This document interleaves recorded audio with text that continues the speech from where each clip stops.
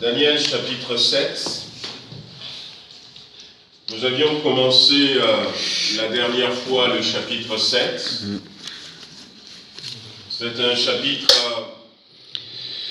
qui nous parle, j'avais intitulé ça « Le temps des nations ». Nous l'avions fait donc le dimanche 28 après-midi. J'avais montré un PowerPoint, mais bon. On avait parlé donc du temps des nations, Dans le chapitre 7 de Daniel, souvenez-vous de ce que je vous ai dit, le livre de Daniel. Il y a Daniel chapitre 1, Daniel chapitre 2, chapitre 3, chapitre 4. Après, il y a le chapitre 7, le chapitre 8, le chapitre 5, le chapitre 6, le chapitre 9, 10, 11 et 12. Donc, c'était dans cet ordre que ça a été écrit. Mais ça a été placé de cette manière pour que nous puissions suivre l'évolution voulue par Dieu, la compréhension de l'histoire. Donc, ce rêve que Daniel va avoir, ça vient compléter en quelque sorte le rêve que Dieu a donné à Nebuchadnezzar au chapitre 2 de Daniel. Nebuchadnezzar a vu une statue avec fait de métal. Nous avions dit simplement pour rappel que, il y a la tête en or, les bras et puis la poitrine en argent. Après, c'est du bronze. Et puis après, c'est du fer. Et finalement, les pieds vont se terminer avec du fer mélangé avec de l'argile. Et un caillou se détache et va frapper cette statue au niveau de ses pieds qui n'étaient pas solides. Et puis, la statue est pulvérisée. Nous avions dit donc que cette tête d'or, c'est l'empire babylonien, c'est des empires, c'est des rois, c'est des royaumes qui ont dominé la terre. Et j'ai dit le temps des nations, puisque Daniel chapitre 7 va vraiment accentuer sur le fait que le temps des nations va passer. Donc le temps des nations, les nations vont gouverner le monde, les empires, les royaumes vont gouverner le monde, jusqu'à ce que le royaume de Jésus-Christ vienne et soit établi. Les choses ne sont pas aussi automatiques que ça. Dans l'explication que Daniel avait apportée au roi, donc c'était clair que l'empire babylonien était cette tête d'or. Après, il y a eu l'empire des Mèdes et des Perses. Après, il y a eu l'empire grec. Et puis, derrière, il va y avoir aussi l'empire romain. Et ce qui nous montre que la pierre qui s'est détachée sans le secours d'aucune main, l'établissement du royaume du Messie va se faire, alors qu'il va y avoir sur terre, non pas l'empire romain en sorte, mais cette petite ramification, un ensemble de 10 royaumes représentés par les 10 orteils. C'est à ce moment-là que la pierre va frapper. Et dans Daniel 7, nous voyons que cette scène est beaucoup plus flagrante, puisque Daniel, lui, ne va pas voir la statue qui va déterminer ces 4 grands royaumes. Il va voir des animaux. Et la Bible nous dit que on peut le lire, donc on va lire quelques versets dans Daniel chapitre 7.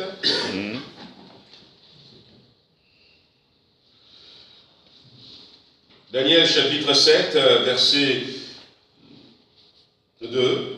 Daniel commença et dit: Je regardais pendant ma vision nocturne, et voici les 4 vents des cieux firent irruption sur la grande mer. La grande mer dont il est question ici, c'est probablement la Méditerranée.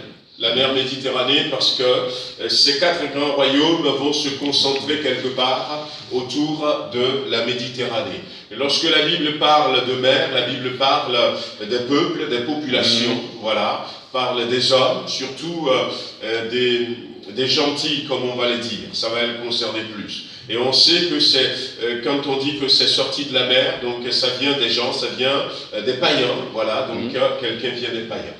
Et donc on continue, il dit 4 grands animaux sortirent de la mer, différents l'un de l'autre. Et la différence, ce n'est pas parce qu'un animal c'est un léopard et l'autre un lion, non, la différence c'est plus dans les formes de gouvernement, et dans la manière dont ces animaux, chacun à leur tour, vont dominer sur la terre. Et nous continuons la lecture. Le premier était semblable à un lion et avait des ailes d'aigle. Je regardais jusqu'au moment où ses ailes furent arrachées. Il fut enlevé de terre et mis debout sur ses pieds comme un homme, et un cœur d'homme lui fut donné. Donc on disait que le premier, donc, c'est la tête d'or, c'est l'empire de Babylone, c'est le roi Nebuchadnezzar, c'est lui qui est ici identifié à ce lion, avec des ailes d'aigle. Je disais que, parce que d'abord l'empire de Babylone va beaucoup faire usage d'or de son temps. D'ailleurs, Dieu va le représenter avec une tête d'or, mais aussi, eh bien, les ailes d'aigle font peut-être référence à la rapidité de ses conquêtes, et il va quand même rapidement conquérir la terre entière, rapidement. Mais il va conquérir rapidement, pourquoi aussi? Parce que Dieu le lui a permis. Et en s'arrêtant sur ce verset 4, semblable à un lion, donc je disais la dernière fois que l'homme voit ses conquêtes comme honorifiques. Voyez-vous, quand on prend des athlètes qui courent derrière des médailles d'or, et combien il voit, et puis quelle est la joie. Et moi, je ne veux pas gâcher cette joie. C'est une médaille d'or, c'est une médaille olympique. On prend nos conquêtes comme quelque chose de glorieux, quelque chose qui en valait la peine. Mais en réalité, quand nous les regardons avec un regard divin, on ne va pas transporter ces choses dans l'au-delà. Et ils voient leur conquête, ils voient leur empire comme quelque chose de glorieux. Ils ont vu un homme, voilà, c'est tout le symbolisme de notre ego. Mais Dieu, lui, voit des animaux. Il voit des animaux. Et encore une fois, je rappelle simplement à ceux qui sont là que Dieu nous a créés avec cette 2 dimensions, une dimension terrestre et une dimension céleste. Une dimension céleste. Et en faisant une blague, peut-être la dernière fois, je disais, il n'existe pas de paradis de chiens et de chats. Non, ça n'existe pas. Mais il existe un paradis pour les hommes. Parce Amen. Que nous avons la capacité de nous transformer. Lorsque notre fin va arriver, on ne disparaît pas. L'animal, lorsque sa fin arrive, l'animal va disparaître. Il disparaît complètement. Mais l'homme, à sa fin, ne disparaît pas. L'homme se transforme pour continuer dans l'éternité. Et nous avons cette dimension éternelle en nous. Et lorsque nous sommes des hommes, l'apôtre Paul va nous dire en quelque sorte des hommes spirituels, nous sommes des hommes qui comprenons les choses et qui ont compris que le plus important, ce n'est pas les 100, les 100 temps que je vais vivre ici-bas, mais le plus important, c'est les 1000 ans que je vais vivre dans le royaume de Jésus-Christ si je suis chrétien, et c'est l'éternité qui m'attend. Et on met ainsi la bonne équilibre. La bonne équilibre, c'est que ce qui est terrestre est insignifiant, et ce qui est éternel, c'est ça qu'il faut considérer. Et l'homme et on en voit plein, et nous-mêmes nous étions, pour certains d'entre nous, peut-être nous l'avons réalisé, nous étions de ce côté où on valorisait. Et l'apôtre Paul va le dire, comme peut-être certains le reconnaîtront, en disant que, eh bien, avant, il y avait des choses qui avaient beaucoup d'importance pour lui. Mais il va dire que maintenant, les choses qui mettaient un gain, qui m'apportaient un gain qui comptait pour moi, je les regarde aujourd'hui comme de la boue. Comme de la boue, à cause de l'excellence, de la connaissance de Jésus-Christ. Donc, il a compris, il a basculé la chose. Ce n'est pas le terrestre qui doit prendre le dessus, mais c'est le spirituel. Amen. Ce n'est pas ce qui est éphémère qui doit prendre le dessus, c'est ce qui est éternel. Alléluia. Et quand on n'est pas dans cette logique, eh bien, nous sommes des hommes animaux. C'est-à-dire que nous nous réduisions nous-mêmes, sans le savoir forcément, au niveau des animaux qui ne pensent pas à une éternité et qui ne vont pas se transformer, qui vont disparaître. Nous nous mettons là. Et c'est comme ça que Dieu aussi nous regarde. Et l'apôtre Paul dira même que aux Corinthiens, si vous réfléchissez comme ça, vous êtes des hommes, vous êtes un homme animal. Il va utiliser ce terme dans le Nouveau Testament. Et c'est pour ça aussi que Dieu, lui, il voit des animaux, des hommes qui ne courent que pour la terre, que pour une gloire terrestre. Donc Dieu ne va pas les représenter comme un homme, il va les représenter comme un animal. Et ce qui est intéressant dans Daniel chapitre 7, et ce qui nous... je fais un petit rappel, parce que certains n'étaient pas là, le dimanche 28 après-midi quand on l'avait fait, et ce qui est intéressant, c'est aussi le fait que Daniel chapitre 7, ça nous concerne, nous, qui sommes arrivés maintenant dans cette génération qui attend le retour de Jésus-Christ. Amen. Le retour de Jésus-Christ. Pourquoi est-ce que ça nous concerne? À cause de Apocalypse chapitre 13. Nous pouvons lire Apocalypse chapitre 13. Apocalypse chapitre 13. Ça nous concerne d'une autre manière.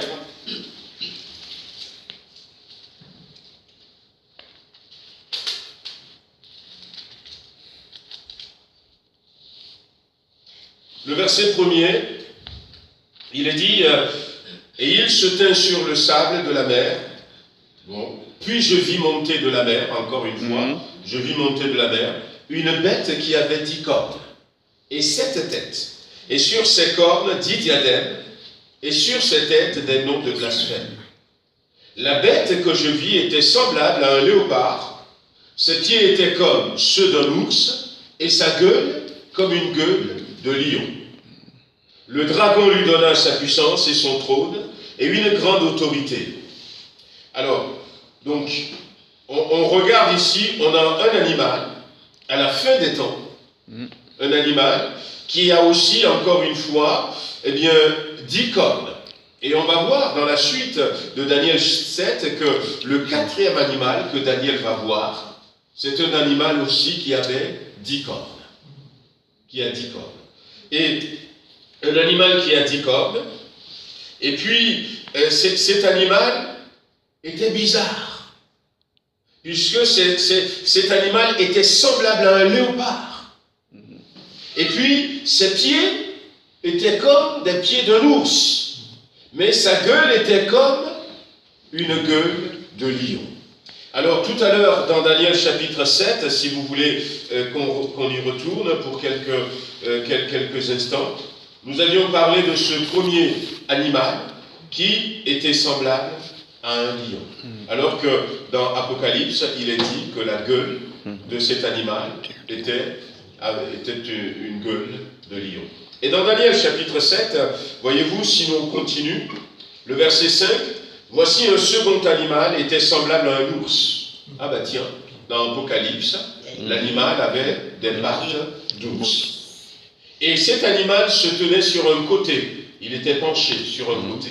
Il avait 3 côtes dans sa gueule, entre les dents, et on lui disait, lève-toi, mange beaucoup de chair. Après cela, je regardais, et voici un autre était semblable à un léopard. Ah bah tiens, dans Apocalypse, il est dit que l'animal était semblable à un léopard. Et là, on retrouve un animal semblable à un léopard. Et avait sur le dos 4 ailes comme un oiseau. Cet animal avait 4 têtes, et la domination lui fut donnée. Et après cela, je regardais pendant mes visions nocturnes, et voici, il y avait un quatrième animal terrible, épouvantable, extraordinairement fort.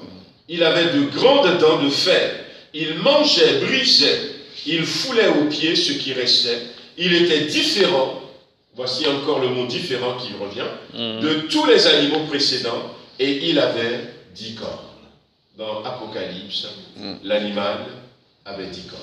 On pourrait dire que l'animal que Jean va voir dans Apocalypse était le résumé de ces 4 animaux. Ce qui nous amène à dire que Daniel 7 nous concerne beaucoup parce que ces 4 animaux dont il est question, on les retrouve à la fin des temps. On les retrouve à la fin des temps. Et lorsque nous lisons, Apocalypse chapitre 13, nous comprenons que cet animal bizarre, à qui le dragon, et le dragon c'est Satan, va donner son pouvoir, n'est autre que l'Antichrist. L'Antichrist. On pourrait détailler ça beaucoup plus tard, quand on va en arriver là. Mais, eh bien, si l'Antichrist va avoir des caractéristiques de ces 4 royaumes, c'est intéressant, eh bien, de connaître, de comprendre ces 4 royaumes. Ces 4 royaumes. Donc, la tête d'or, le lion avec des ailes, eh bien, l'empire de Babylone qui avait fait usage de beaucoup d'or, qui était très riche, mais qui, à un moment donné, on pense qu'il est dit que les ailes lui furent arrachées, et puis il fut élevé de terre, il a été mis debout sur ses pieds comme un homme, et un cœur d'homme lui fut donné.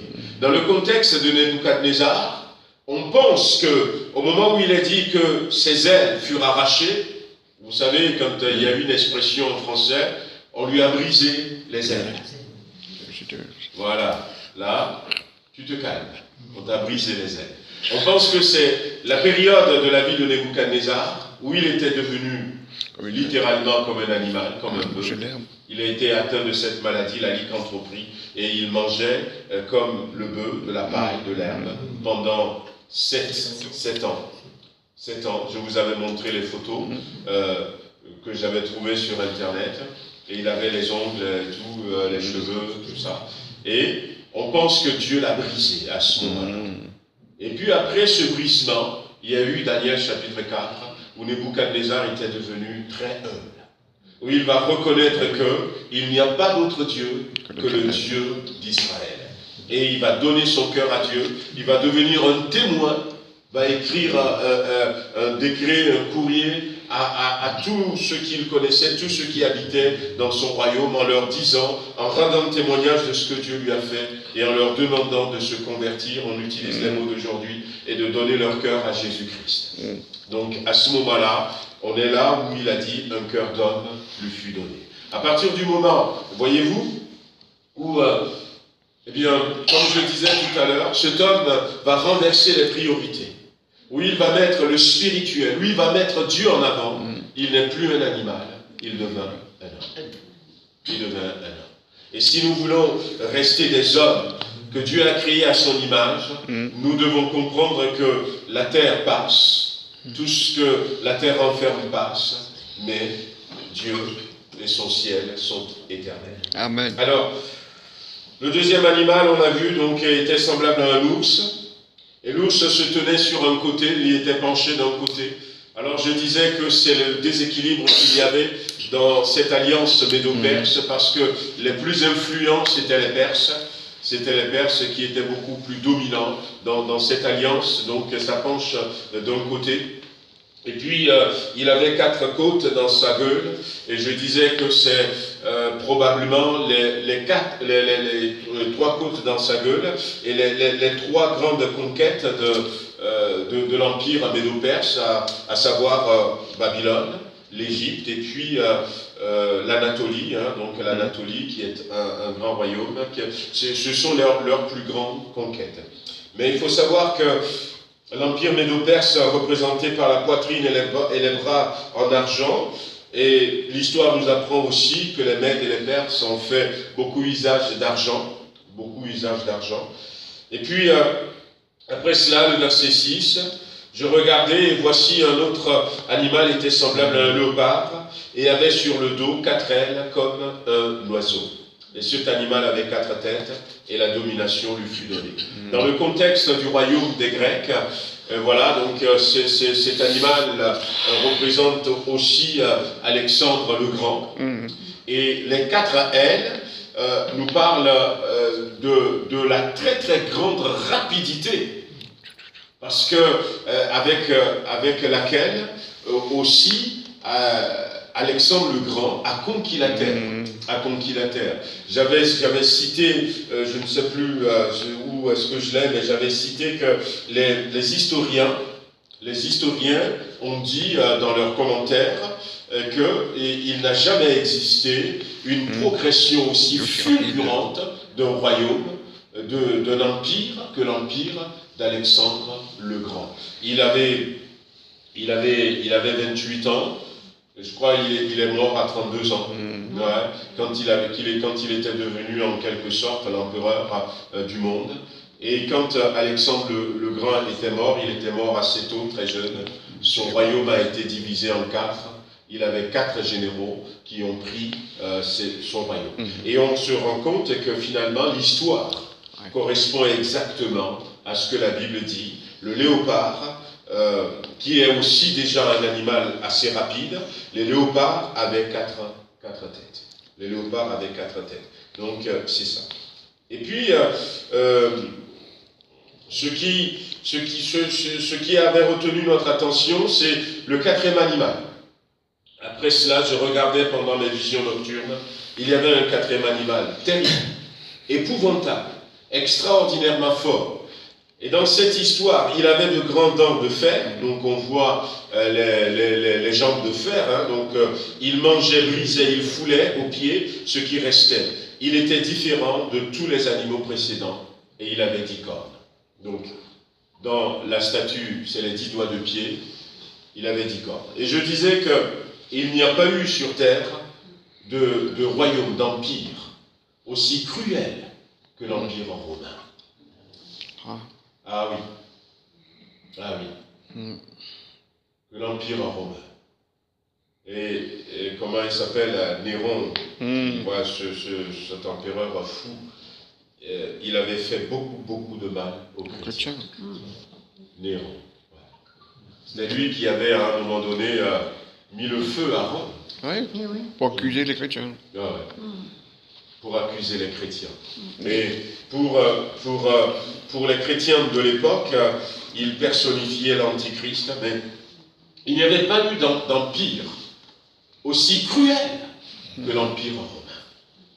J'avais parlé, même si ce n'est pas eux qui ont inventé la crucifixion, cette manière de mourir, horrible, qu'ils vont populariser. Et Jésus était passé par là. Avant même d'aller là-bas, il savait ce qu'il attendait. Dans le jardin d'Éden, dans le jardin de Golgotha, alors qu'il priait, sa sueur était devenue des grumeaux de sang. Et puis à la croix, j'expliquais que les Américains, il y a beaucoup de chrétiens là-bas, et qui n'hésitent pas à faire des tests. Ils le font souvent. Si vous saviez tous les tests qu'ils font, pour voir si ce que la Bible dit est vrai ou pas. Et ils ont fait des recherches, ils ont fait des analyses, et ils ont conclu que Jésus serait mort parce que son cœur a explosé. À cause de la souffrance, de la douleur. Il serait mort. Mais, donc, c'est ce 4e animal, épouvantable, mais extraordinairement fort. L'Empire romain a soumis le monde entier. Voyez-vous, il mangeait, brisait, il foulait aux pieds ce qui restait.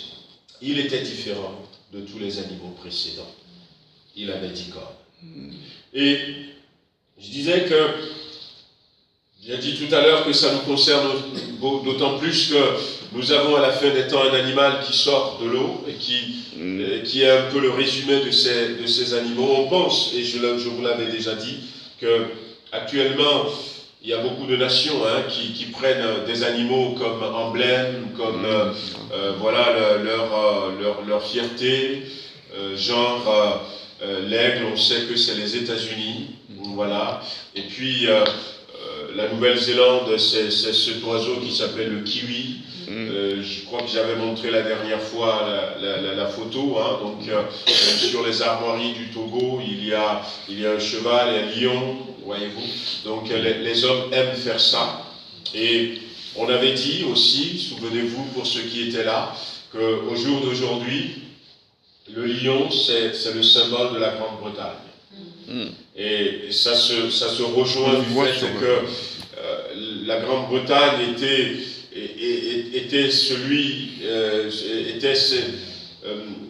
comment l'appelle-t-on, était un empire à un moment donné, un empire qui gouvernait pas mal de pays, dont les États-Unis. Et les États-Unis sont sortis littéralement de la Grande-Bretagne. La ville de York, New York, voyez-vous, la ville de York se trouve en Angleterre. Donc on voit encore maintenant le symbole des États-Unis qui est l'aigle, puis la Grande-Bretagne qui reste le lion, voilà, qui a été l'aigle qui s'est séparé du lion. Donc on a parlé de ça. On avait dit que l'ours, c'est l'emblème, c'est le symbole de la Russie aujourd'hui, c'est le symbole de la Russie, l'URSS à ce moment-là, la Russie aujourd'hui. On avait dit donc aussi que le léopard, c'est le symbole de l'Allemagne. Voilà, voilà les chars léopards et tout. Donc, et en plus, comme en France, nous sommes à notre 5e République, l'Allemagne est à son 4e Reich en ce moment. Donc, les 4 têtes, on ne sait pas s'ils vont lancer une autre.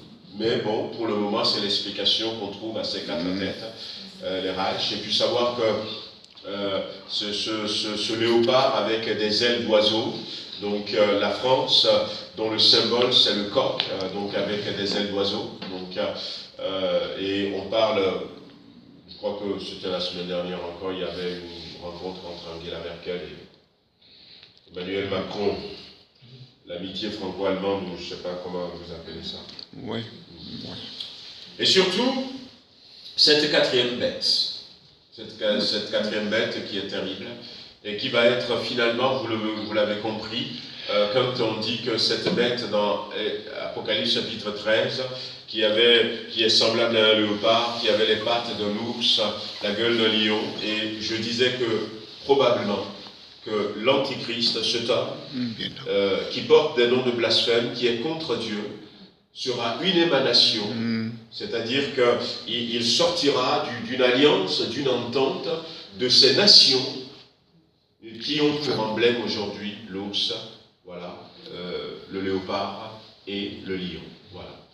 Je ne pense pas qu'il viendrait des États-Unis, je ne pense pas, d'autant plus qu'à la suite des lectures dans Daniel, l'Antichrist, on avait compris que ce serait quelqu'un qui va rentrer dans le temple juif, à un moment donné, que l'Église soit là, que l'Église soit déjà partie, à un moment donné, qui va rentrer dans le temple et qui va se proclamer Dieu. Qui va se proclamer Dieu. Donc, on pense que c'est une émanation de ces pays qui existent aujourd'hui. Mais, voyez-vous, l'Antichrist, il en est question aussi dans Daniel chapitre 7, au verset 8, où il est dit « Je considérais les cornes, et voici une autre petite corne sortie du milieu d'elle, et 3 des premières cornes furent arrachées devant cette corne, et voici elle avait des yeux comme des yeux d'homme, et une bouche qui parlait avec arrogance. » C'est là où on voit quand même que cette corne va être personnifiée, et qu'en réalité, donc, les cornes qui ressemblent, qui sont les symboles des rois, des royaumes, eh bien celui-là, ça va être aussi un homme. Et puis d'ailleurs, quand vous allez lire la suite, il est dit que, eh bien, il va prononcer beaucoup il parlait avec arrogance, voilà. Et dans l'Apocalypse, il disait que, eh bien, il a des noms de blasphème, il blasphémait contre Dieu. Ce dixième, ce quatrième animal, Daniel dira il y avait un quatrième animal, et va dire il était différent de tous les animaux précédents. Et il avait 10 corps. Il avait décrit cet animal au verset 7, voilà. Et il va dire il était différent de tous les animaux précédents. Et je disais que la différence, donc il avait déjà dit au début des animaux différents des uns des autres, et là il insiste encore par rapport à ce quatrième animal, il était différent de tous les autres. Et à la fin des temps, où nous sommes maintenant, et je pense que cette différence, ce que je disais, que c'est parce que à la fin des temps, pour nous qui attendons le retour de Jésus-Christ et qui vont voir forcément les choses évoluer dans ce sens, eh bien, comprendre cela, c'est que ce quatrième bête, cet empire, ce royaume, n'est pas semblable aux autres royaumes. C'est un royaume différent. C'est un empire différent. Et la dernière fois, j'ai dit, on pourrait penser par exemple à l'ONU. On ne se rend pas toujours compte, mais l'ONU est un empire, est un royaume, mais qui est complètement différent des autres empires qui existent. Parce qu'aujourd'hui, l'ONU a la domination sur quasi toutes les nations du monde. Toutes les nations du monde. Aujourd'hui, eh bien, on peut penser, c'est peut-être ce que Daniel avait vu, il ne savait pas comment le dire, mais il dit, mais il était différent de tous les animaux précédents. Il n'est pas constitué comme les autres royaumes, comme les autres empires. Il est différent. On prend un autre exemple. Aujourd'hui, on pourrait penser par exemple, prenons par exemple l'Église catholique. Alors, c'est vrai que le pape, il est un chef religieux, mais un chef politique. Oui. L'État de Vatican, c'est le plus petit État du monde. Mais là encore, on voit quand même un homme qui a eu une domination sur quasi toutes les nations du monde. Ouais. Un autre empire, un autre royaume, différent, une autre forme différente. Donc c'est ce que Dieu a voulu montrer à Daniel. Et aujourd'hui, on sait que, eh bien, l'ONU a des projets pour nous qui ne sont pas toujours bons. Il y a quelques années de cela, sous prétexte de lutter contre la faim dans le monde, l'ONU a divisé le monde en 10 régions. Les 10 cornes, les 10 doigts de pied. Et dans chaque région, il y a un chef régional qui est plus qu'un chef d'État. Dans certains endroits du monde, le chef régional peut être en même temps le chef d'un État qui fait partie de cette région. Mais il y a d'autres endroits où le chef de la région n'est même pas un chef d'État. Alors, c'est pour lutter contre la faim dans le monde. Il y a par exemple la région Amérique du Nord, qui concentre l'Amérique du Nord, les USA, le Canada et le Groenland, là-bas, qui le concentre. Il y a la région Amérique latine qui prend notre Amérique centrale aujourd'hui et le rattache à l'Amérique latine. Il y a la région Afrique, c'est toute l'Afrique subsaharienne, à partir de l'Afrique de l'Ouest jusqu'au bout de l'Afrique. Il y a la région Maghreb-Orient, qui prend tous les pays arabes au nord de l'Afrique, avec les pays orientaux, la région Europe, voilà, donc qui est déjà une nation, et la Russie elle-même, avec cette vaste étendue, constitue une région. Après, il y a l'Asie du Sud-Est, voilà. J'avais montré quelques tableaux la dernière fois quand j'avais parlé de ça. Donc, le monde est divisé en 10 régions. Le monde est divisé en 10 régions. Et la plupart des lois qu'on applique aujourd'hui dans notre monde, c'est des lois qui sont validées par l'ONU. C'est des lois qui sont validées par l'ONU. C'est l'ONU qui décide. C'est l'ONU qui décide. On a créé l'ONU, certes.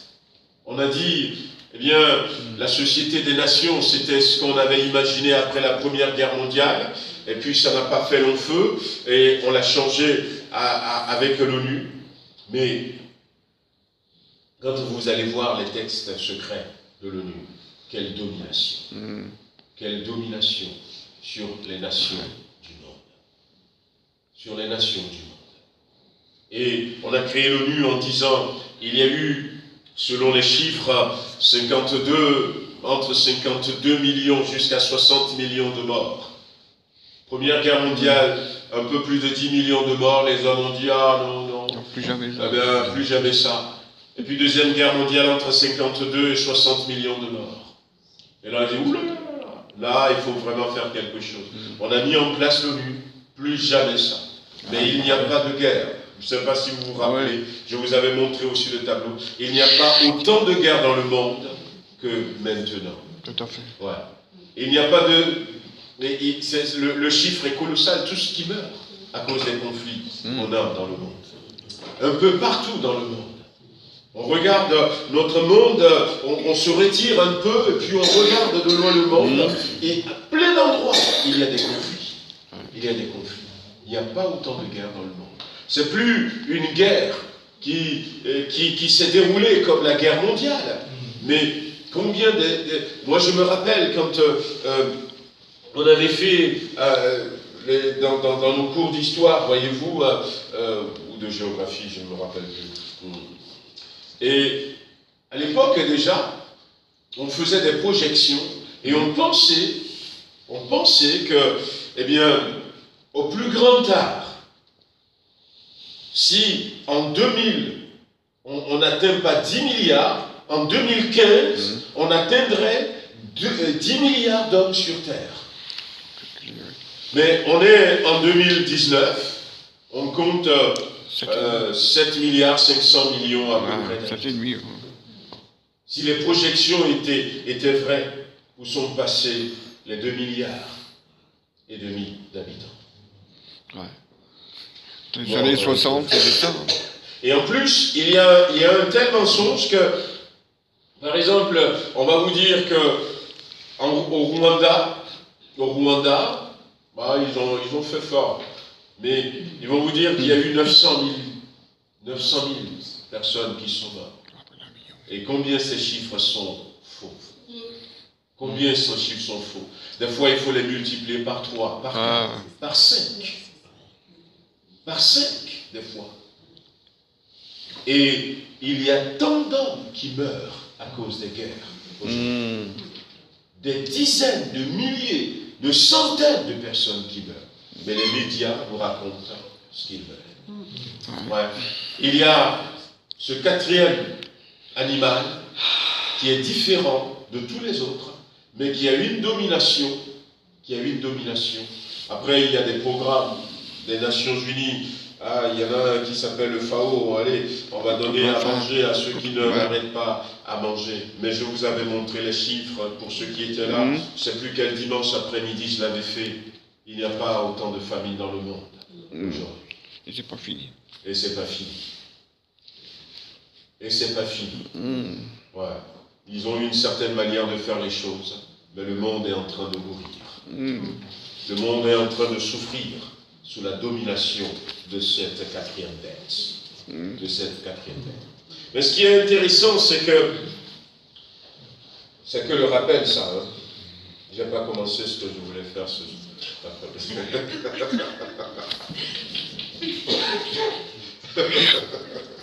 Bon. Allez, on va rentrer dans le sujet de ce soir. Alors, le verset 9, Daniel chapitre 7.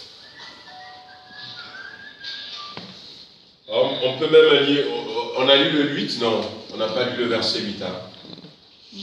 On va relire le verset 8. Je considérais les cornes et voici une autre petite corne sortie du milieu d'elle.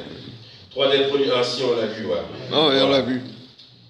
Et le verset 9, je regardais, pendant que l'on plaçait des trônes, et l'ancien des jours s'assit, son vêtement était blanc comme la neige, et les cheveux de sa tête étaient comme de la laine pure. Son trône était comme des flammes de feu, et des roues comme un feu ardent. Voilà.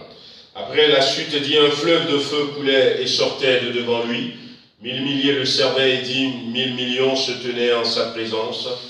Les juges s'assirent et les livres furent ouverts.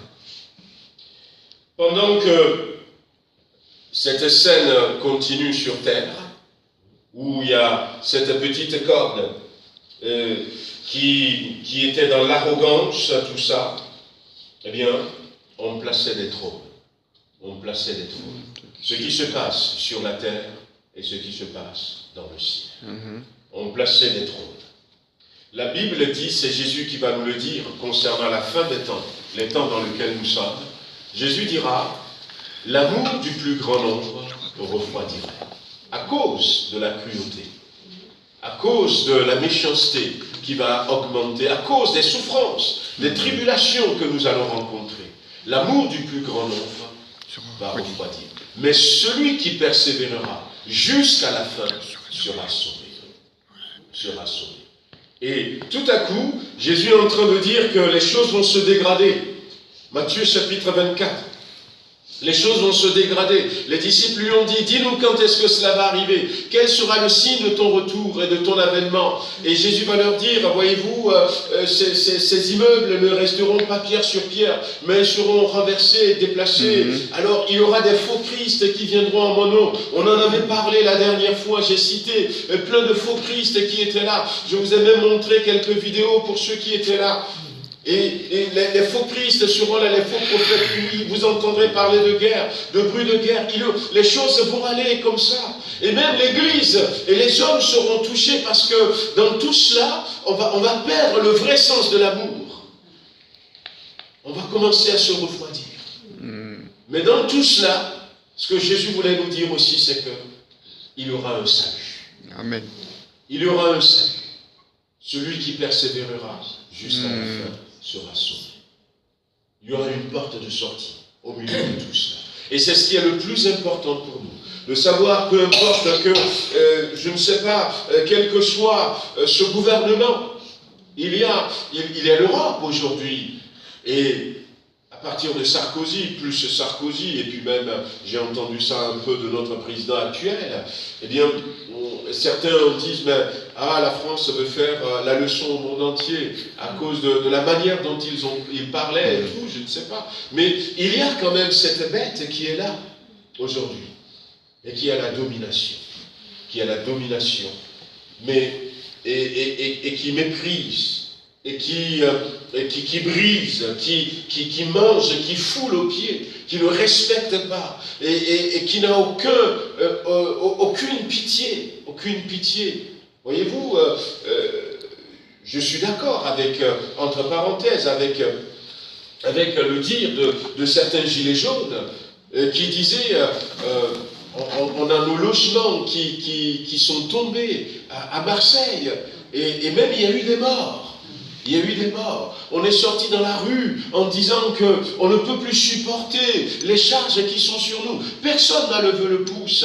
Et puis, tout à coup, il y a un bâtiment qui brûle et on trouve en l'espace de quelques jours 1 milliard. Et il disait, cet homme, on voit ce que l'homme est devenu à vos yeux. Il disait ça à la télé. L'homme n'a plus aucune valeur. Eh bien, on est dans cette cruauté de cette bête. Qui mange, qui foule, qui brise tout. Mais au milieu de tout cela, Dieu dit, il y aura un salut. Il y a un salut. Tout à coup, eh bien, Dieu ouvre les yeux de Daniel pour voir en ce moment ce qui se passe au ciel. Sur terre, il y a ceux qui ont dit, chacun pour soi, moi pour personne. Et puis qui foncent, mais au ciel, eh bien, tout à coup, voilà, il y a des trônes. Il y a des trônes qui sont placés. Et ces trônes nous parlent de quoi? La suite nous dit que c'est des juges qui s'installent. Ces trônes nous parlent du tribunal, le tribunal de Dieu. le tribunal de Dieu. Ces trônes vont nous parler de l'ancien des jours. L'ancien des jours. Cet homme qui est habillé, son vêtement était blanc comme la neige, et les cheveux de sa tête étaient comme de la laine pure. C'est le symbole non seulement de son grand âge. D'ailleurs, on va l'appeler l'ancien des jours, parce qu'il existe depuis l'éternité. Il existe depuis l'éternité, il est là depuis, on ne sait pas. Mais il était là dès le commencement. Et puis, non pas le commencement, comme on l'entend dans la Bible, dans Jean chapitre 1, il dit, mais au commencement était la parole. Non pas ce commencement. Ouais. L'ancien des jours était même avant ce commencement. Il était de toute éternité. Mais cette blancheur et cette pureté nous parlent de quelqu'un qui est sans tache, quelqu'un qui est droit, qui est le symbole de la vraie justice. Non pas comme nos tribunaux ici, nos tribunaux qui ont des faiblesses, qui ont des fragilités, des avocats qui savent exploiter ces fragilités, ces faiblesses, et ce sentiment des fois que, eh bien, quand tu as une personnalité, quand tu es dans une certaine classe, la justice ne s'applique pas pour toi comme aux autres. La justice terrestre n'est pas parfaite. Et des gens qui peut-être ont fait des choses et qui vont se retrouver dehors, et d'autres qui n'ont pas fait même 1% de ce qu'ils ont fait, mais qui vont se retrouver de l'autre côté derrière les barreaux. Non pas cette justice, symbolisée par ce temps. Et quand la Bible dit que, eh bien, son trône était comme des flammes de feu, les roues étaient comme un feu ardent, et puis la Bible irradie même un fleuve de feu coulait et sortait de devant lui. Le feu nous parle de jugement. Le feu nous parle de jugement. Et c'est bien que Daniel ait vu ça, pour être en train de dire, eh bien, vous êtes sur terre, à un moment donné où il y a une cruauté sans précédent sur terre, où il y a une méchanceté qui va augmentant. Mais attention, il y a quelqu'un qui va juger vos actes, quelqu'un qui va juger vos actions. Et c'est ce qui va être notre porte de salut. Attention, ne vous refroidissez pas, persévérez, persévérez, même si l'amour du plus grand nombre refroidit, restez debout, restez ferme. Regardez au ciel. Soyez des hommes, des femmes. N'abandonnez pas cette expérience. Ça nous dit tout cela. Et on continuera la prochaine fois, puisque la Bible dira que des livres furent ouverts. Quelqu'un qui est là dès le commencement et qui connaît tous les détails concernant nos vies. Non seulement il les connaît, mais il les a tous marqués. Alors à l'époque de Daniel, déjà, quand ils disent les livres furent ouverts, alors je pense que ce n'est pas des livres comme on a aujourd'hui. Parce qu'à l'époque, c'est peut-être des rouleaux. C'est peut-être des rouleaux. Mais toujours est-il qu'il y a une bibliothèque là-haut. Amen. Concernant chacun d'entre nous. Concernant chacun d'entre nous. Nous prenons la Bible, c'est ce que Dieu nous a donné.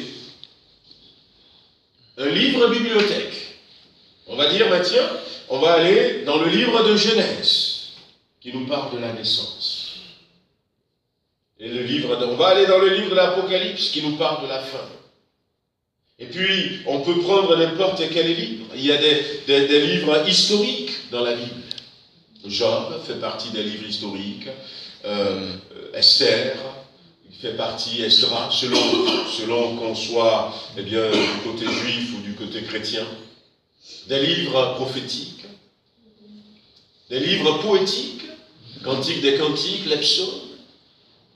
Dans l'Ancien Testament, voilà. Et puis, il y a la loi. La loi.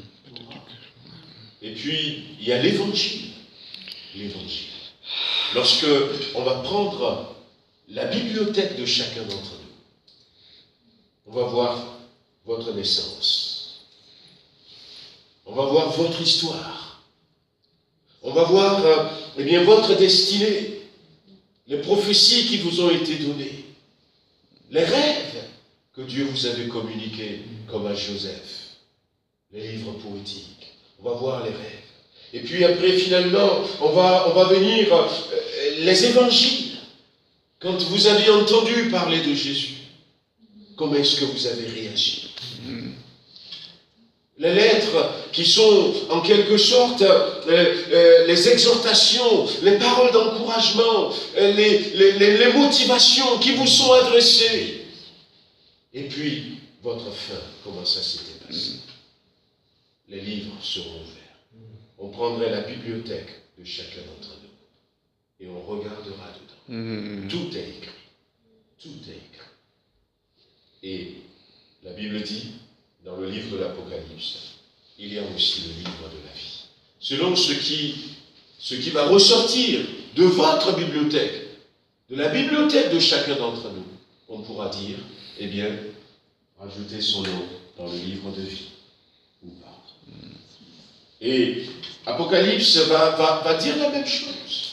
Chacun sera jugé selon ce qui est écrit dans ses livres. Les livres furent ouverts. Et chacun a été jugé selon ce qui est écrit dans ce livre. Alors on pourrait juger quelqu'un en disant, eh bien, tu es quelqu'un de compréhensif, tu as été toute ta vie compréhensif, tu as été humble, tu as pensé aux malheureux, aux pauvres, tu les as secourus. Et puis finalement, la Bible dit, mais ceux dont le nom ne se trouve pas dans le livre de vie. Des fois, on peut être bon dans beaucoup de choses et rater quand même l'éternité. Des livres furent ouverts. Il y a un jugement. Il y a un jugement. Et pour échapper, nous, déjà, à ce jugement, la Bible nous dit, donnons notre cœur à Jésus-Christ. Amen, amen. Donnons notre cœur à Jésus-Christ. Parce que quand on donne son cœur à Jésus, on se cache en lui. Alléluia. Et lorsque notre tour va arriver, comme nous l'avions fait dans ce sketch, je ne sais pas si c'est ça qu'on avait fait ici il y a quelque temps. C'était pas ça. On le fera avec les jeunes. Quand notre tour va arriver, ce ne sera pas à nous de monter sur la balance. Ce sera à Jésus de monter sur la balance. Et là, ça va dire largement suffisant. Amen. On va remercier le Seigneur. Amen. Et puis on continuera, Dieu voulant, mardi prochain. Seigneur notre Dieu, nous voulons te bénir, élever ton nom, te glorifier. Nous sommes là pour te louer, t'adorer, te glorifier encore pour ces rêves, ces visions que tu as données. Amen. Il y a plusieurs années déjà, même pour nous, Seigneur, ça fait bientôt presque 3000 ans que tu as donné ces rêves, mais ça nous sert aujourd'hui. Amen. Ça nous parle, Seigneur, ça nous invite à penser à notre éternité, à ne pas rester simplement scotché à cette terre, à réaliser ce que Christ a dit, la terre passe et tout ce qu'elle renferme passe, mais ce qui demeure, c'est ce qui est céleste, c'est notre destinée là-haut. Tu ne nous as pas créé pour la terre, tu nous as créé pour le ciel. Seigneur, merci de nous aider encore à être de ceux qui vont rester debout, ceux qui vont persévérer, ceux qui vont rester cachés en Jésus-Christ, afin que lorsqu'il paraîtra Christ, que notre vie aussi paraisse. Seigneur, nous-mêmes, de nous-mêmes, ne pourrons pas dire que nous pouvons avec notre force gagner le ciel, mais en Christ, nous savons que tout est possible. En Christ, nous sommes justifiés. En Christ, oui, Seigneur, nous devenons des enfants de Dieu. En Christ, notre nom est inscrit dans le livre de vie. Et donne-nous, Seigneur, de rester là dans le nom de Jésus-Christ. Bénis chacun d'entre nous. Raccompagne-nous, Seigneur, dans le beau et précieux nom de Jésus-Christ. Amen.